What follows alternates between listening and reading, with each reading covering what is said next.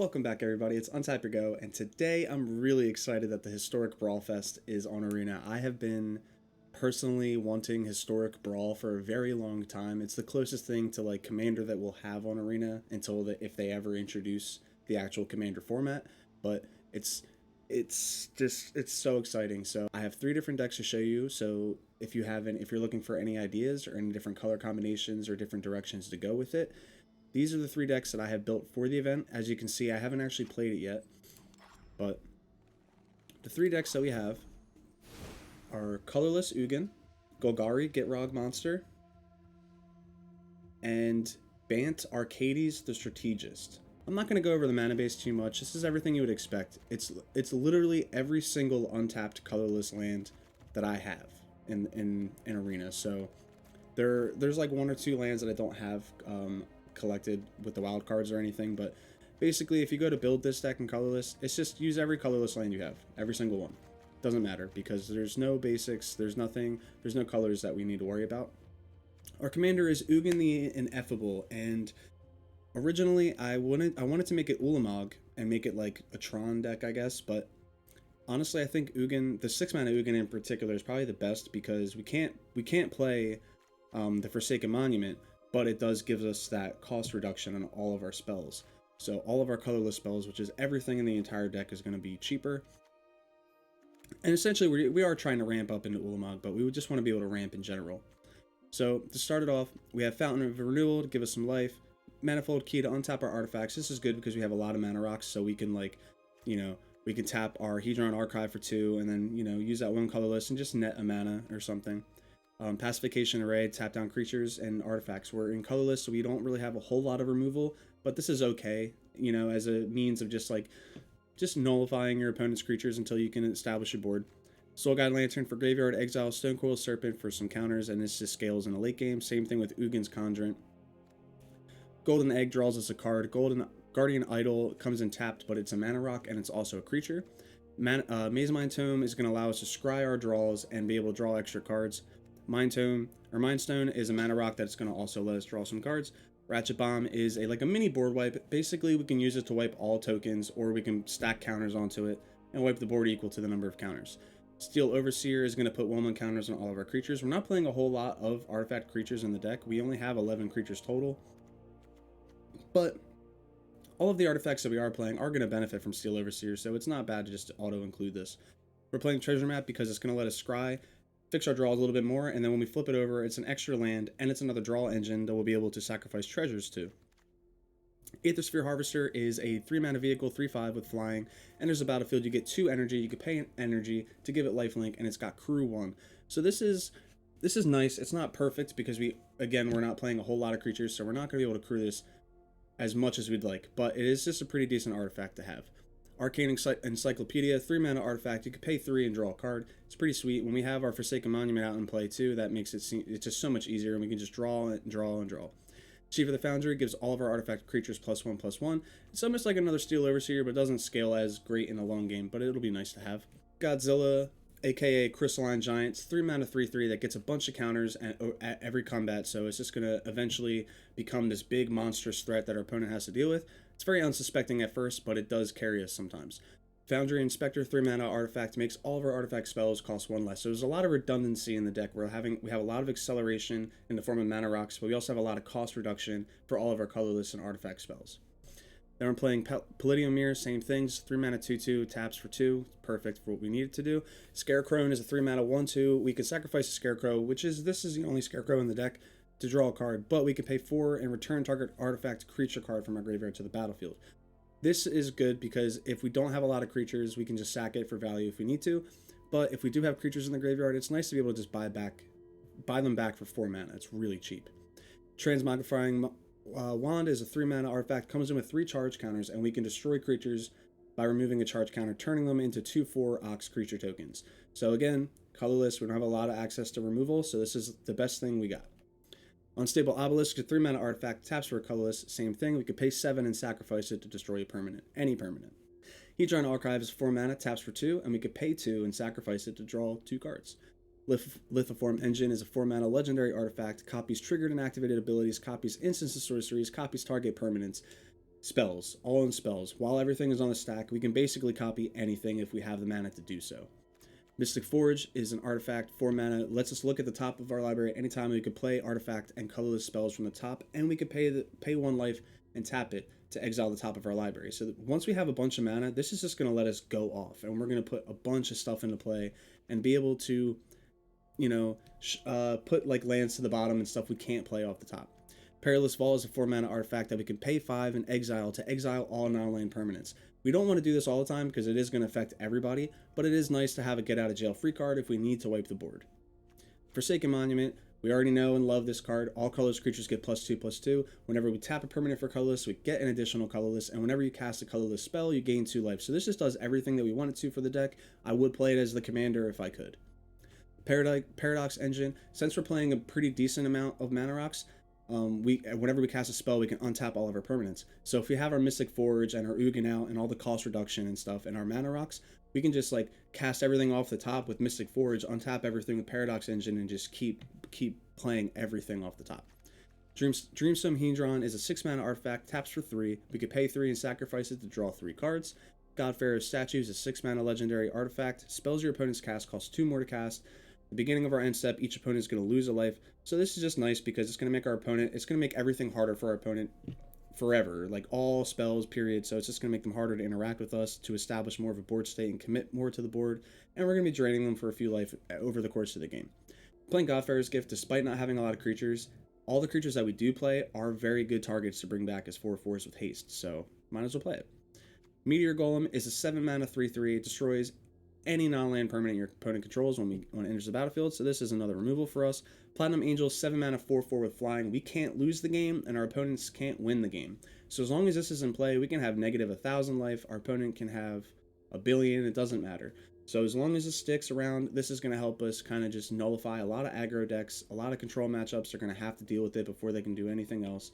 Combo decks can't just win on the spot. So this is a nice fail-safe card.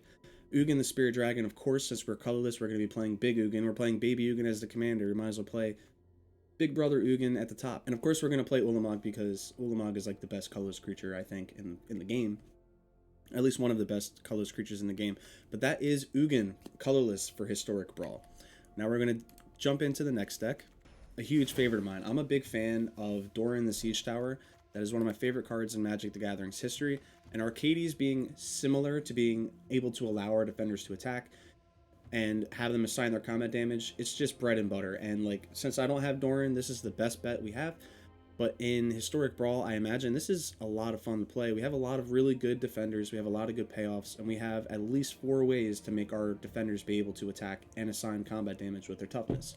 So to break down the deck, Arcades, the commander, is Bant and 1 colorless for a 3/5 with flying and vigilance. Whenever a creature with defender enters the battlefield under your control, we get to draw a card. And every single creature in the deck, for the most part, is a defender, so we're just going to be able to play our creatures and draw and draw and draw. And all of our creatures assign combat damage with their toughness rather than their power and can attack each combat. So this is going to turn on all of our creatures, and having this as our commander is nice because we'll always have it readily accessible for the turns that we need to attack. Now, to get started with the creatures, we have Novice Knight, just 1 mana 2/3 with Defender. Now notice, a lot of these are not good on rate for what they are. Like a 2/3 for 1 mana is really good. Giving it Defender makes it not as good. But then being able to just play Arcades or Assault Formation or Huatli or something, or High Alert, to be able to just turn this card online makes it a 1 mana 3/3, essentially. We're playing Goose, makes a food, lets us tap for any color that we need it to. Portcullis Vine allows us to sacrifice defenders to draw cards, so if we don't have our Arcades anymore, or if we just need to find a land drop or something, we can sacrifice our creatures to draw some cards. Wall of Vines is a 1 mana 0/3 with Defender and Reach. This will be nice against some Flyers decks. Nyx Fleece Ram is one of the few creatures in the deck that is not a defender, but of course we're going to play this because it's a 2 mana 5/5 in our deck, and it gains us a life on all of our upkeeps. Birth Melodist grabs us a land, makes a wall, which is a 4/4 for our deck, and it gains us 2 life. All for 2 mana, this card is great. Riptide Turtle, this card is meh. I really wasn't too big on it, but it is a 2 mana 0/5, so it's a 5/5 in our deck with Flash, and that's a pretty big deal. We're playing Search for Ascanta. This is just to help us filter our draws a little bit, and then if we can get the cards into our graveyard, we could search off the top, like we could Impulse for instants and sorceries, non-creature stuff. We're not playing a super ton of non-creature spells, but it's just nice to have it filter our draws a little bit. Tetsuko Umezawa, the Fugitive. This gives all of our creatures unblockable, essentially, except Arcades, because he actually has power, but everything else has 0 power, so they're all going to be turned on by Tetsuko, and then we can just close out the game very quickly with combat damage. Playing Surge Mare because it's another 5/5 creature for 2 mana in our deck. It can't be blocked by green creatures, and whenever it deals damage to a player, we get to draw a card and discard a card, and we can pump it. So if we don't have any way to attack with its defense, we can actually attack with its offense and pump it up. Assault Formation is going to allow our creatures to attack, but we have to pay mana, which kind of sucks. It does allow all of our creatures to deal damage with their toughness for free, and then we can pay 3 mana to give all of our creatures +0/+1. So it's a universal pump spell for our team. Playing Grappling Sundew, this is 2 mana 4/4 technically in our deck. A Defender with Reach. This is good because it has Reach, and we can pay 5 to give it Indestructible, so it can block all day. Leafkin Druid is another creature without Defender, but it has 3 toughness and it's a mana dork, so it's a 2 mana 3/3 that taps for a green, potentially 2. Seems like a good include. Overgrown Battlements, 2 mana 0/4 with Defender, and it taps for a green equal to the number of defenders we control. So since we're playing so many defenders, we're going to be able to tap this for a lot and be able to generate a bunch of mana. Tower Defense, this is my favorite card to play in a Doran themed deck or an Arcades themed deck because it just pumps all of our team for 5 power basically. And that's insane for 2 mana at instant speed. Give your entire team. This is basically just reads give your creatures +5/+5 in this deck, and that's insane. That's so good. Playing Wall of Blossoms is 2 mana 0/4 draws us a card. Pretty good. Arcane Cygnet is our signet for our commander, so we can have a mana rock. Consulate Skygate is just another creature with Reach. I wanted to play as many of them with Reach as possible because I feel that walls, generally speaking, don't block very well against flyers, and we kind of probably lose to that. Well, outside of Arcades, we probably just lose to flyers, so we have a pretty decent amount of them in the deck with Reach. Suspicious Bookcase is 2 mana 0/4, but we can make creatures unblockable for 3 mana. Teo the Shield Mage creates walls for us and gives us hexproof, so that's going to help against burn, discard, and stuff like that. Palladio Recovery is just a land, but it also allows us to buy back anything from our graveyard. Growing Rites of Itlamok comes in, we look at the top 4, reveal a creature from the top, and then at the beginning of our end step, if we control 4 more creatures, we flip it over into what is basically Gaia's Cradle. Vivian, Champion of the Wilds, is going to give all of our creature spells flash, so that makes them automatically better, but till your next turn, we can give one of our creatures Vigilance and Reach, and we can -2 to look at the top 3 to try to find more creatures. Caravan Caratid is a 3 mana 2/5 that draws us cards as well. High Alert is another way for us to turn on our attackers outside of Huatli and Assault Formation and Arcades, and that brings us to Huatli. She also allows us to assign damage with our toughness rather than our power, but we do not get to attack as long as we have Huatli in play. She does not give us that ability, but we also have the added benefit of being able to gain life potentially twice, equal to the greatest toughness among creatures we control. So that's going to be nice to gain some life back. We have Wrath of Goddess. This is a nice board wipe if we need to use it. Cherix the Raging Isle. This is, I think, the last creature without Defender, and this is 0/17, so it's a 17/17 for 4 mana in our deck. That's absolutely insane. That's crazy.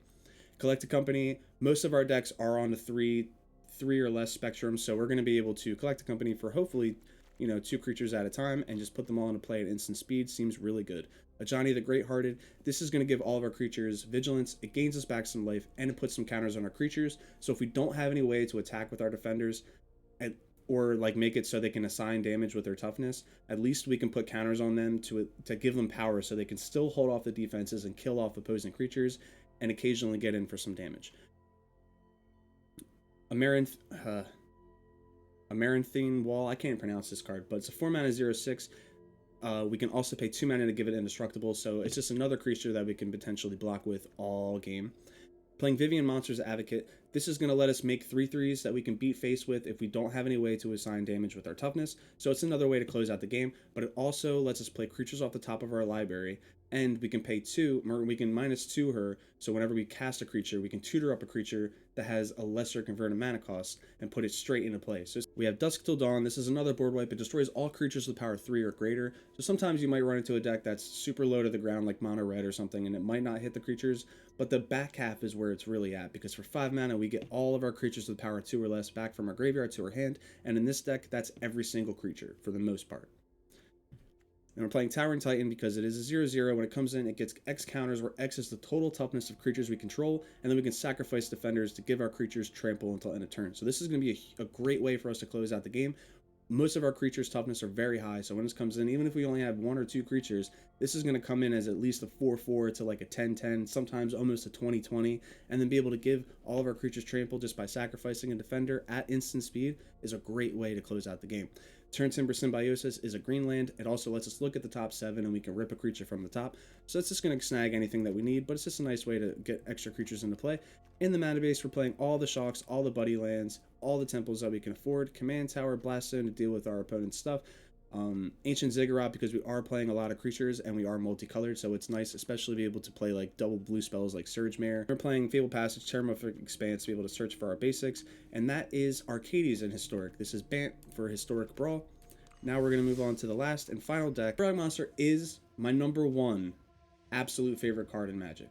This is my absolute favorite card. I did a video way back, maybe like a month or 2 ago, playing Abzan lands or Golgari lands with the Gitrog Monster, and I used to have a Gitrog Monster commander deck. It was my favorite deck ever. I put so much money into it. It had like so many reserved cards and like just everything you could think of for lands matter type strategies and graveyard based strategies.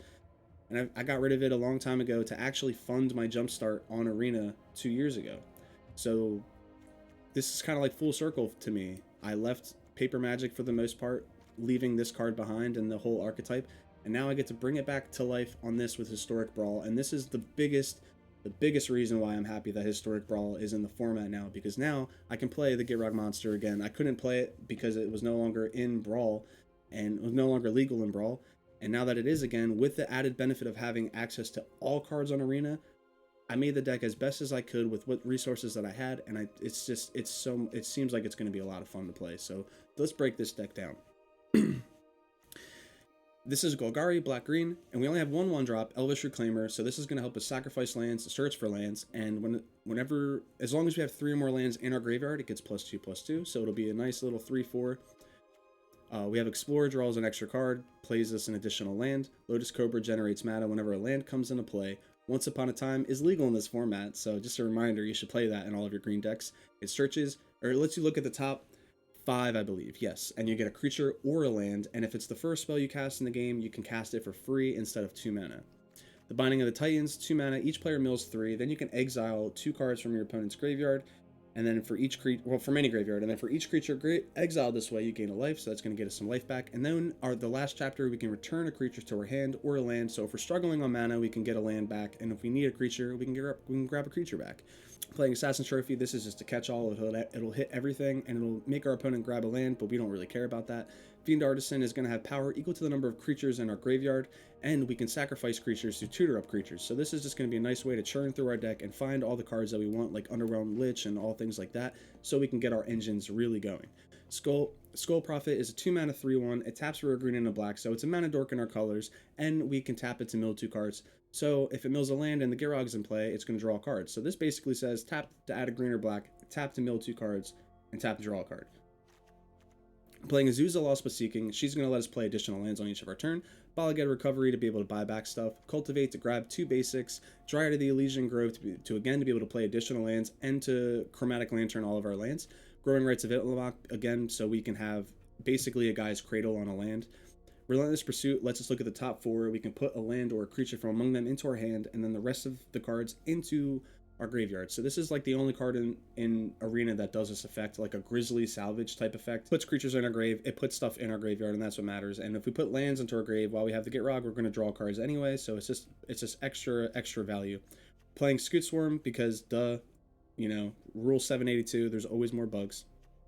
Sylvan Awakening, 3 mana sorcery. Until your next turn, all lands you control become 2/2 elementals with reach, indestructible, and haste. They're still lands. So this is going to be a nice way, if we have a bunch of lands in a play, to just close the game out of nowhere. Playing Territorial Scythecat, whenever we play a land, it gets a counter, and it has trample. So this is one of the only few landfall creatures outside of Lotus Cobra that I chose for this deck, since it's a lands matter deck. But it's one of the most threatening because it has trample. It can get through a lot of damage, and it can get big very quickly in this deck. Kazandu Mammoth is a creature land, so if we need the land, we can play it as a land. If we need body, we can play it as the body. Playing Terravore, this is going to add power. Its power and toughness is equal to the number of all lands in all graveyards. So, and it has trample, so it's going to count our lands and our opponent's lands. If we don't have any lands in a graveyard, it's unfortunately a 3-mana 0/0. It will die immediately. But if we have a bunch of lands in our graveyard, then to have trample and be able to get in through a bunch of damage is just great. Maelstrom Pulse is going to destroy target non-land permanent and all other non-land permanents that share names. So it kills a mass horde of tokens. You know, you might be able to catch 2 or 3 creatures, or even like a planeswalker. You can catch anything you need to with this. Agadeem's Awakening is a nice land, and it also buys back our creatures if we need to. Hagra is a kill spell that's also acts as a land if we needed to. We have Oracle Modiah, so this is going to let us play additional lands off the top, and that's just going to help us churn through some extra cards, put a bunch of lands into play. Acolyte of Affliction is going to help us buy back and mills 2 cards and help us buy back any permanent to our hand. The 4-mana Nissa, she comes in with 4 loyalty and she makes creatures into lands, but the reason I'm playing it is because it's a landfall matter creature, planeswalker. Whenever a land comes into play, we get to put a loyalty counter on it, and we're going to be playing lands as much as possible in this deck, and it's going to let us buy back our creatures. Playing Vraska, Golgari Queen, because we can sacrifice any permanent. If we do, we gain a life and draw a card. So we can sacrifice our lands, draw a card. If we have Gitrog in play, we draw an additional card. And then we can just hopefully find more lands and just keep abusing this effect. Plus, her ultimate can occasionally win some games. Playing Death Sprout, so it's a 4-mana instant, destroys target creature. And then we can search our library for a basic, so it's going to ramp us, and it's at instant speed. Playing Status and Statue, we don't really care about the status half, but the statue side is good because it hits creatures, artifacts, or enchantments. So it gives us a lot of versatility. Our Promise is going to search our library for up to 2 lands, put them into play. So this is going to help us find any land that we need. Playing Ashaya, Soul of the Wild, turns all of our creatures into forests. Nissa, Vital Force. This card is fantastic. I used to play this in the Commander build too, and I loved it.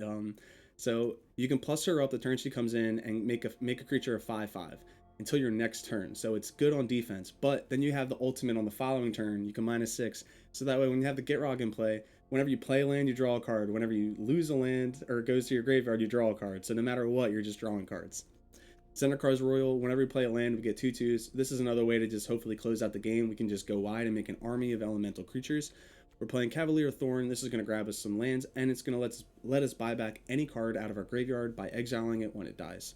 And we're playing Underrealm Lich. This card with the Gitrog monster is insane. So you look at the top 3, you choose which one you want, put it in your hand. The other 2 go to the graveyard. If they're lands, then you go to draw a card, and then you just repeat this process over and over and over again until you don't reveal any lands off the top, and you can just filter your draws however you'd like.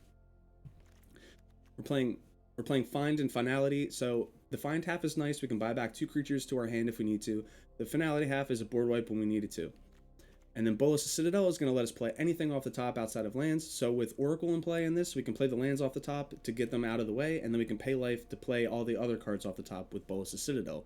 Playing Ancient Green Warden, this is going to make all of our land triggers happen additional time, and we can play lands from our graveyard.